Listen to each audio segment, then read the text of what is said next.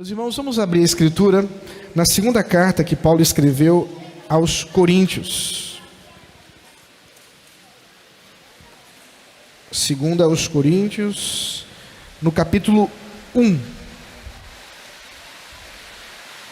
versículo 15 até o 22.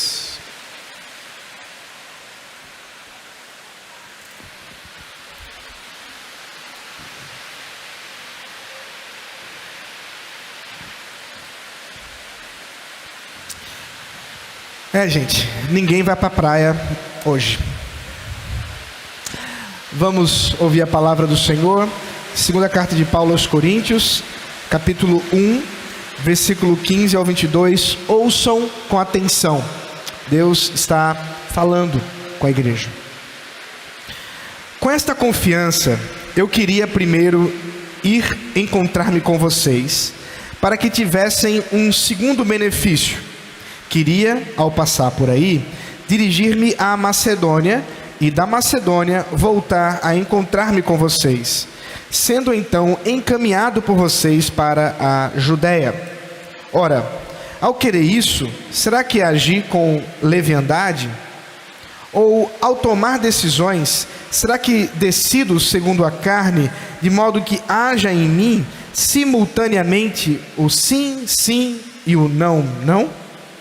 Mas, como Deus é fiel, a nossa palavra dirigida a vocês não é sim e não. Porque o Filho de Deus, Jesus Cristo, que foi anunciado entre vocês por nós, isto é, por mim, Silvano e Timóteo, não foi sim e não. Pelo contrário, nele sempre houve o sim. Porque todas as promessas de Deus têm nele o sim. Por isso, também por meio dele se diz o amém, para a glória de Deus por meio de nós. Mas aquele que nos confirma juntamente com vocês em Cristo e que nos ungiu é Deus, que também pôs o seu selo em nós e nos deu o penhor do Espírito em nosso coração. Até aqui a palavra do Senhor. Vamos orar mais uma vez. Bendito seja o teu santo nome, ó Pai. Rogamos que nos instrua pela tua palavra, outrora escrita para esta igreja que estava tão entristecida com teu servo Paulo. Mas agora, Senhor, possamos ser lembrados da tua fidelidade e que pelo teu Espírito Santo sejamos iluminados. Em nome de Jesus Cristo, podemos dizer amém. Imprevistos acontecem, não somente as crianças que precisam lidar com isso. Na verdade, imprevistos acontecem muito mais do que gostaríamos de admitir. Às vezes é uma chuva inesperada, às vezes é um pneu que fura, talvez é o leite que faltou na hora que estava fazendo aquela receita que precisava de leite, talvez o ônibus que atrasou, a empresa que você trabalhava fechou, o edital que você esperava para esse ano adiado, uma doença global que do nada surge e que nos faz ficar presos em casa. Imprevistos acontecem e nós precisamos lidar com eles, porque esses imprevistos mudam os nossos planos. Essas mudanças comuns à nossa vida, muitas vezes nos trazem frustrações, especialmente para aqueles mais organizados, que parecem planilhar a sua vida e todas as horas e minutos do seu dia. Quando imprevistos acontecem, quase que não dão conta do dia mais. A frustração é muito grande. Eu tinha me preparado, eu tinha organizado, estava tudo certo. Por que não aconteceu? Por que que não foi como eu tinha planejado? Em meio à certeza dos imprevistos, nós somos levados a lembrar nessa noite que, apesar das mudanças que ocorrem no nosso dia a dia, os planos de Deus não mudam. A fidelidade do Senhor não é 1 milímetro alterada.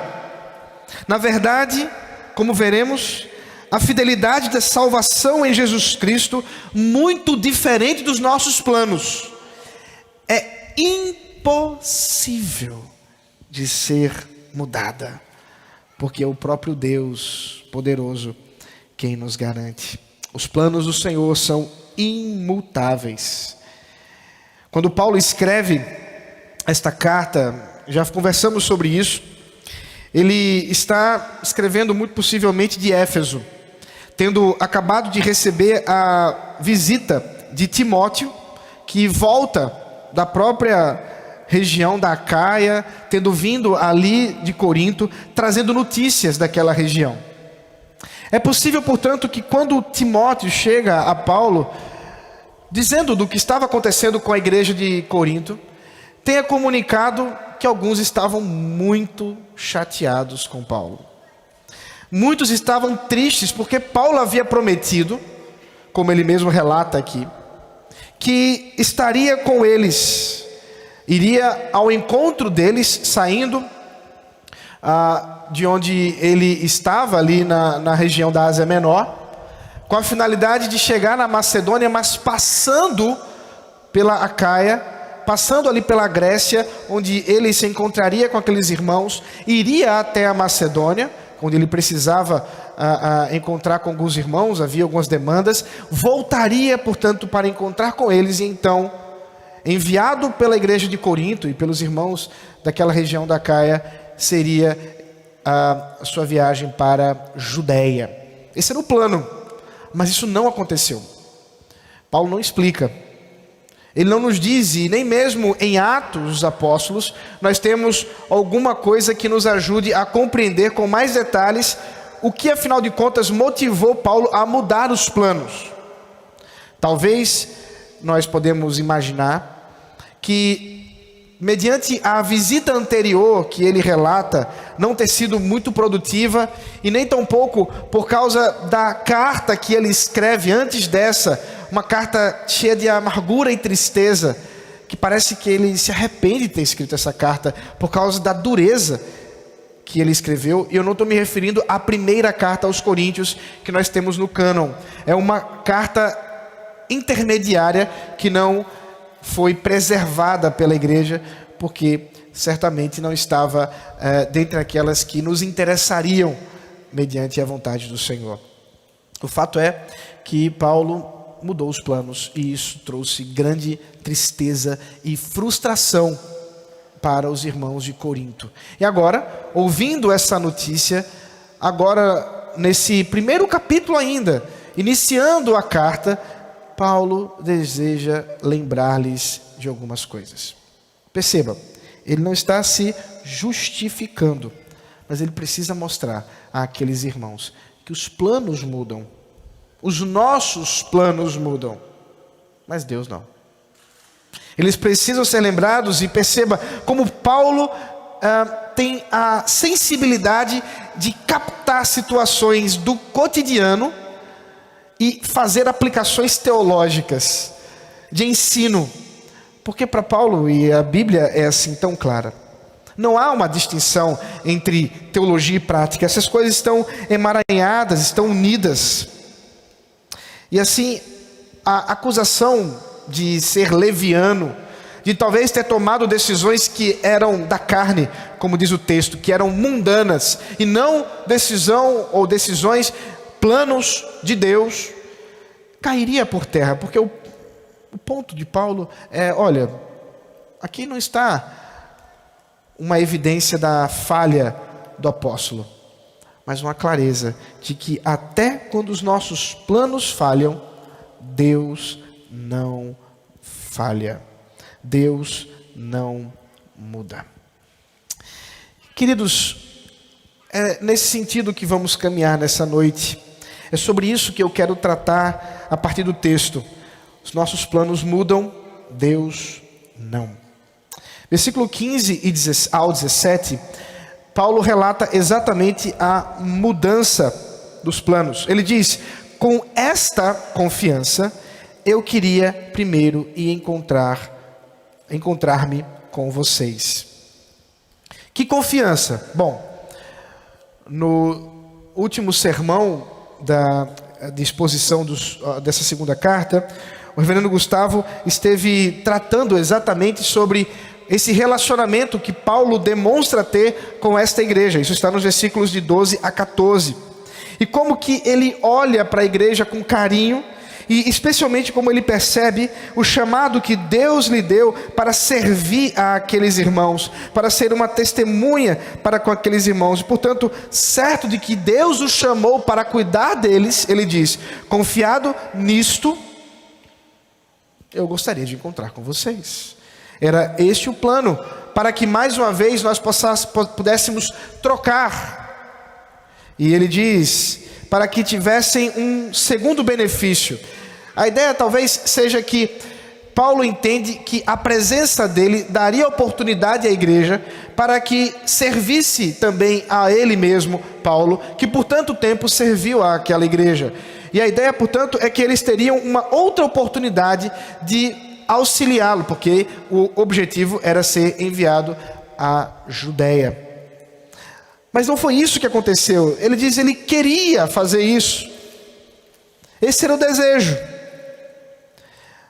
De levar, assim, a comunhão para com aqueles irmãos e posteriormente levar os donativos para Jerusalém, coisa que ele voltará a tratar nesta carta, porque a igreja de Jerusalém estava passando por uma fome muito severa, porque Jerusalém estava passando por fome.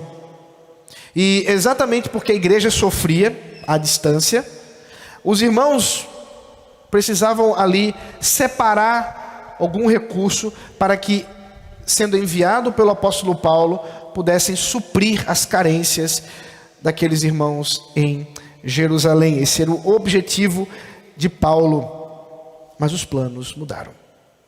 As circunstâncias exigiram isso, mas muitos estavam frustrados. E se vocês observarem comigo aqui, no versículo 17, Paulo parece que reproduz o que a igreja estava, ou pelo menos alguns da igreja, estavam dizendo ao seu respeito. Ora, ao querer isso, será que agir com leviandade? Ao tomar decisões, será que decido segundo a carne?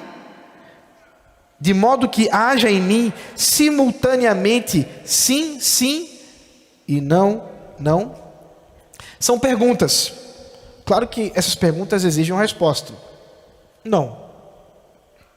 Paulo confronta aqueles irmãos, relembrando inclusive de um próprio dito de Jesus Cristo, quando falando no Sermão do Monte, falando aos discípulos, disse que nós devemos ter em nossos lábios sempre a verdade, que o Senhor não é um Deus que nos chama a dizermos em um momento sim, em outro não, como se as nossas palavras pudessem ser dúbias, como se nós tivéssemos de manipular e usar das palavras para o engano, para a mentira. O Senhor Jesus condena veementemente a mentira e diz que seja o nosso sim, sim, e o nosso não, não.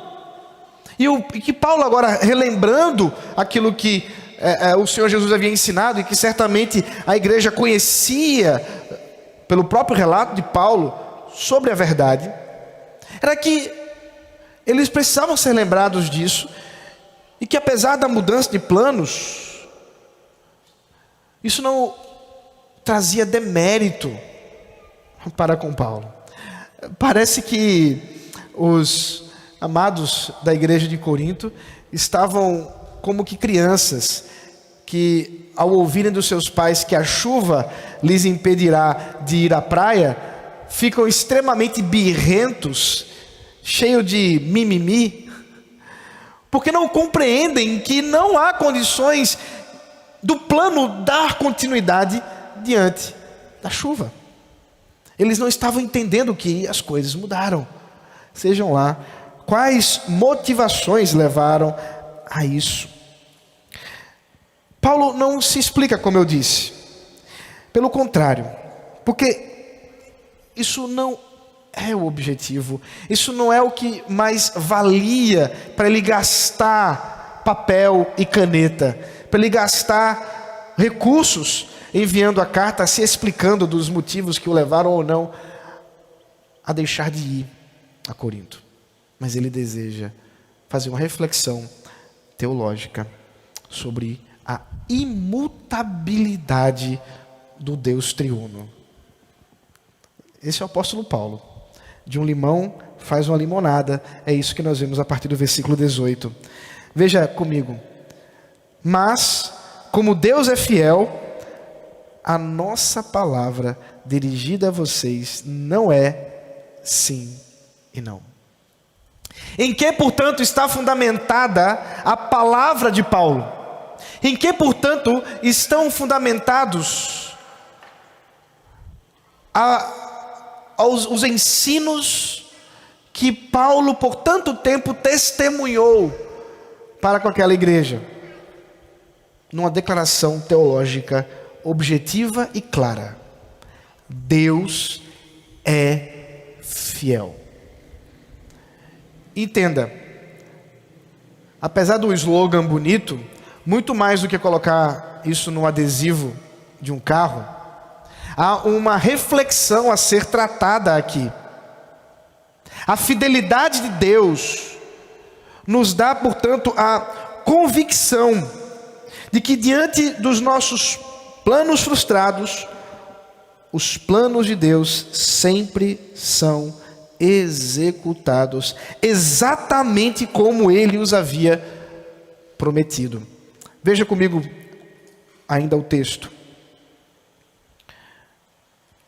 Porque, versículo 19, o Filho de Deus, Jesus Cristo, que foi anunciado entre vocês por nós, isto é, por mim, Silvano e Timóteo, não foi sim e não.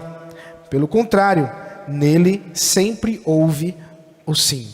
Nele sempre houve a certeza. Na pregação que estes três irmãos, usados por Deus, fizeram, e aqui o apóstolo Paulo nos relembra um pouco da história desta igreja, onde não apenas ele, Paulo, foi usado por Deus para ensinar aquela igreja, mas outros irmãos como Silvano e como o próprio Timóteo, coisa que já vimos em sermões anteriores. E não é aleatório que ele chame três testemunhas para tratar do assunto. Diante da tradição da época e inclusive da própria lei de Israel, mediante a palavra de três pessoas, a verdade era estabelecida. Esse mesmo critério, essa mesma tradição que nós vemos o próprio Senhor Jesus Cristo trazendo quando tratando de disciplina eclesiástica, diz que onde houver 2 ou 3 reunidos no nome do Senhor, ali a verdade também é estabelecida. E você achava que será quórum para culto, né? Não existe quórum para culto, tá, irmãos? Porque existe quórum de culto individual a centenas e milhares de pessoas. O texto que famosamente é citado dizendo, olha, o pessoal não chegou ainda, mas onde 2 ou 3 estiverem reunidos em nome do Senhor, ele já está presente. Não tem absolutamente nada a ver com culto público. Tem a ver com disciplina. Tem a ver com o estabelecimento da verdade mediante o pecado de alguém que, tendo cometido pecado, negue esse pecado ou não queira se arrepender. Mas com 3 testemunhas, a verdade é estabelecida. E Paulo exatamente elenca aqui 3 nomes. O próprio nome dele e mais 2 irmãos que foram usados por Deus naquela igreja para ensiná-los a verdade sobre o Senhor Jesus Cristo, quem Paulo chama aqui de Filho de Deus. Não aleatoriamente, nós veremos. Paulo aqui vai trazer a teologia da Trindade para mostrar que o Deus Pai que planeja, o Deus Filho que executa e o Deus Espírito que nos convence da verdade desses planos planejados e executados, dessas promessas planejadas e executadas, esse Deus triuno é quem jamais falha, é quem jamais muda, é quem é fiel. Portanto, quando pregavam a respeito de Cristo, o Filho de Deus, pregavam sem dubiedades, pregavam sempre com o sim, com a verdade, sem enganos, sem rodeios, a realidade de Cristo, a verdade do Evangelho. E era isso que eles ouviram, eles são testemunhas disso, eles poderiam confirmar tais coisas. Mas não somente isso, o versículo 20 continua e nos diz que há promessas de Deus que são cumpridas em Cristo, que são garantidas por Cristo. Veja, porque todas as promessas de Deus têm nele quem? Cristo, o sim. Por isso também, por meio dele quem? Cristo, se diz o amém, para a glória de Deus por meio de nós. Esse texto traz aqui para a gente o motivo de quando nós oramos, nós dizemos, em nome de Jesus, amém. Você deve ter ouvido isso, se você já ouviu uma oração na sua vida. Talvez você nunca tenha se perguntado por que nós fazemos isso. Aqui está a justificativa. O apóstolo Paulo, arrazoando sobre a obra de Cristo, diz que por meio de Cristo, por meio dele, nós dizemos amém. Eu já falei isso antes, e eu sei que eventualmente os irmãos não vão fazer o que eu vou dizer agora, mas a vida é assim mesmo. A palavra ou a expressão amém não é uma pergunta. Não pode ser uma pergunta. Ela é estruturalmente uma afirmação. Por isso que Paulo diz, por meio dele nós afirmamos, nós declaramos, sim, é verdade. Isso é algo de confiança. Eu sei, é comum. O pessoal diz por aí, né? Amém? Eu quero ouvir um amém. Uma coisa nesse sentido aí, dos hábitos dos evangélicos de distorcer as expressões bíblicas. Eu não brigo por isso, eu só explico. Mas os irmãos têm a liberdade de ouvir ou não o pastor sobre isso, como muitas outras coisas que de vez em quando eu dou uma puxada de orelha. Mas aqui é exatamente o caso. O próprio Senhor Jesus, quando falando a João, lá na ilha de Pátimos, ao escrever Apocalipse, se apresenta a João como o Amém. Ele personifica a verdade, ele personifica a fidelidade, ele personifica algo que não pode jamais ser tratado como falso. E se diz de si mesmo, eu sou o Amém. Por causa disso, que pelo nome do Senhor Jesus Cristo, por causa da fidelidade dele, quando nós oramos, oramos em nome de Jesus, amém. Em nome de Jesus, amém. Os nossos filhos, quando são ensinados desde pequeno a orar, essa é a primeira coisa que eles aprendem. Em nome de Jesus, amém. Em nome de Jesus, amém. Às vezes até confundem, né? Fazem aí uma metonímia entre a própria expressão e a oração. É hora do em nome de Jesus, amém. Acontece. Por quê? Porque de fato as nossas orações, a nossa relação com Deus, ela está mediada pelo Filho de Deus, Jesus Cristo. Por meio dele nós podemos dizer amém, para a glória de Deus. Versículo 21 e 22, agora nos traz mais informação, dessa vez nos falando sobre a terceira pessoa da Trindade. Mas aquele que nos confirma juntamente com vocês em Cristo e que nos ungiu é Deus.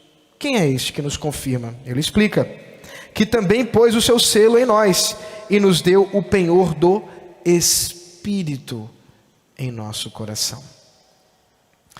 Então agora o apóstolo Paulo nos diz que tudo aquilo que o Senhor faz, que Deus faz, é exatamente o seu Espírito, que também é Deus, quem nos dá a convicção, quem nos dá a certeza, quem nos dá, como ele explica aqui, o selo e penhor, expressão que ele vai usar escrevendo aos Efésios também. Inclusive, possivelmente estando em Efésios, isso faz ainda mais sentido. Ele está usando uma expressão que era comum em suas cartas ao referir-se à obra do Espírito Santo. Nós vemos em tempos em que a pessoa do Espírito Santo é confundida como uma espécie de mágico, que faz suas mágicas mediante as nossas solicitações. Por conta exatamente do movimento recente pentecostal, que distorceu a obra do Espírito Santo, trazendo luz à pessoa do Espírito, quando que na verdade a pessoa do Espírito Santo sempre apontou para Cristo. É isso que o texto está dizendo. Eu vou ler de novo para você entender. Versículo 21. Mas aquele que nos confirma juntamente com vocês em Cristo e que nos ungiu é Deus, que também pôs o seu selo em nós e nos deu o penhor do Espírito em nosso coração. A obra do Espírito Santo no crente não é uma obra para que nós, pelos dons espirituais, saiamos a lançar lasers pelos olhos, ou mesmo para que saiamos a rogar pelo Espírito como se fosse uma espécie de expressão abracadabra para fazer alguma coisa que outrora não foi feita pela igreja. Vou explicar isso aqui, porque talvez você não pegue o que eu estou dizendo.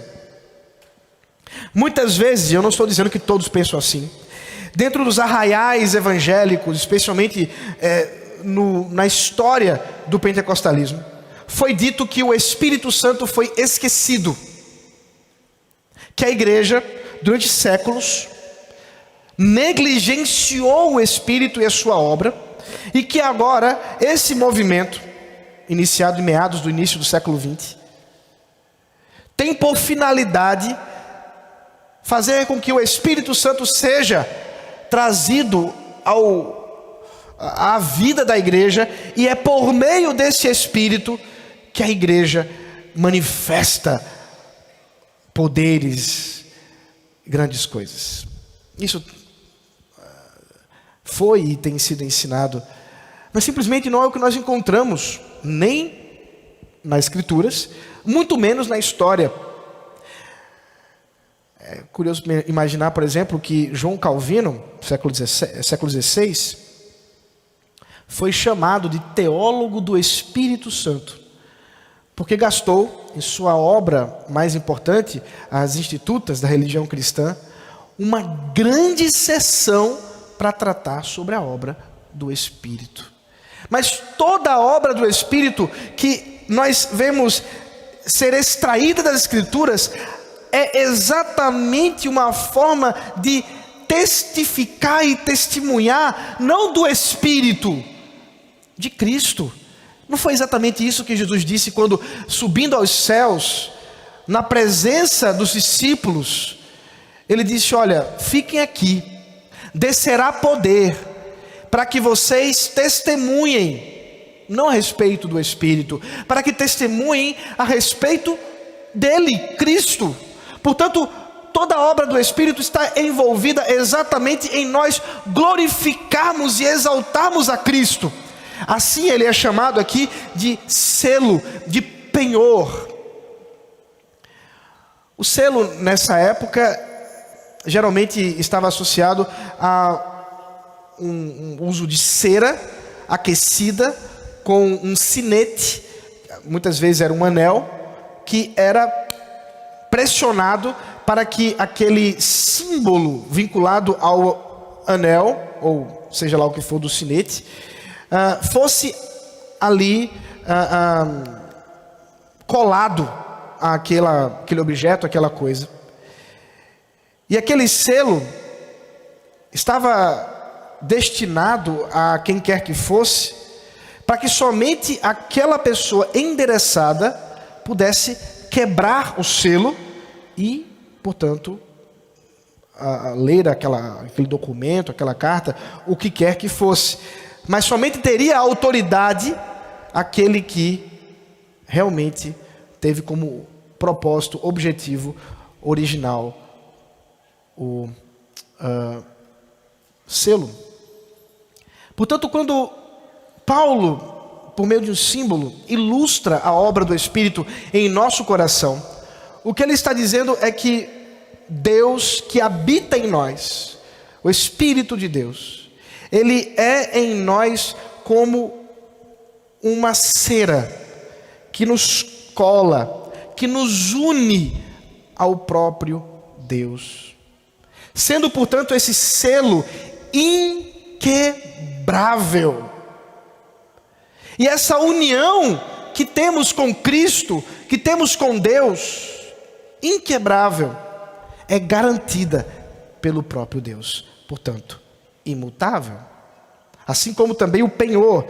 Penhor, vocês sabem, uma loja de penhora está associada àqueles que desejam angariar algum tipo de recurso, e eles deixam ali uma garantia, alguma coisa valiosa, que desejam então retomar posteriormente, quando tiverem aquele recurso que foi tomado de emprestado. E aqui o Espírito Santo, portanto, é nos dado como Deus dizendo: eu te dou o Espírito para garantir que você é meu, para que você tenha certeza da minha fidelidade. E esse Espírito Santo, portanto, jamais poderá nos ser retirado, porque ele nos foi posto pelo próprio Deus. O Deus que promete, o Deus que cumpre, o Deus que nos dá toda a certeza de tudo que ele faz, nos dá, portanto, a sua presença, para nos impedir de sermos céticos,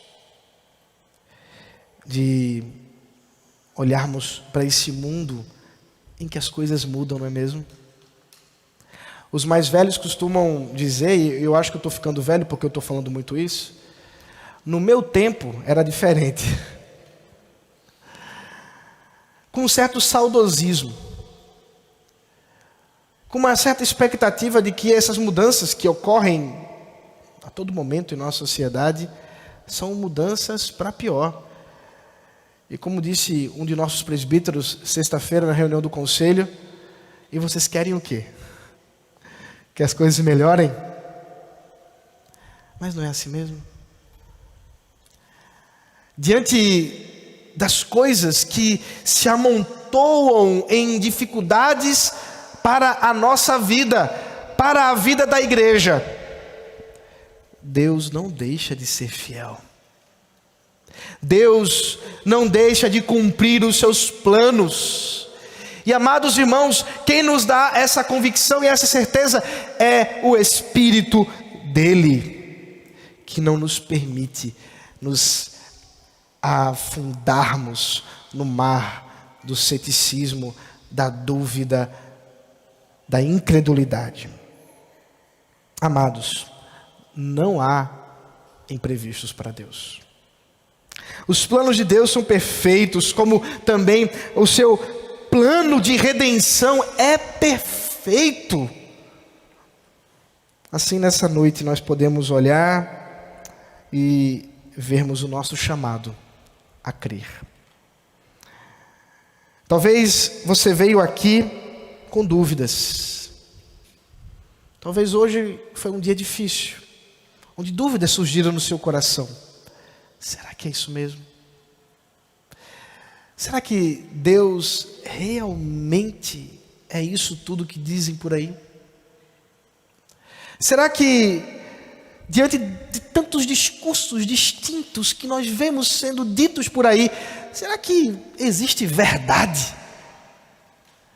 Talvez a dúvida esteja amontoada no seu coração, não exatamente por uma racionalização, mas talvez porque está doendo. Os seus planos são frustrados todos os dias. Você, o ano passado, planejou, organizou a meta para 2024. Em janeiro já lhe deu um tapa na cara dizendo, não é nada disso. E acompanhado com essa dor associada à frustração, a dúvida lhe toma a alma nessa noite. Mas é o Espírito Santo, meus amados irmãos, que fala aos nossos corações e diz: Deus é fiel.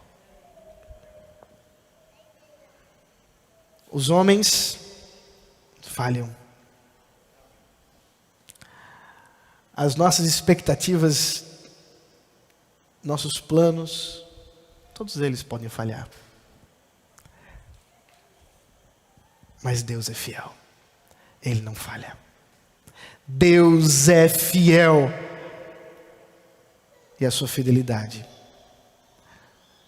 fundamenta a nossa paz.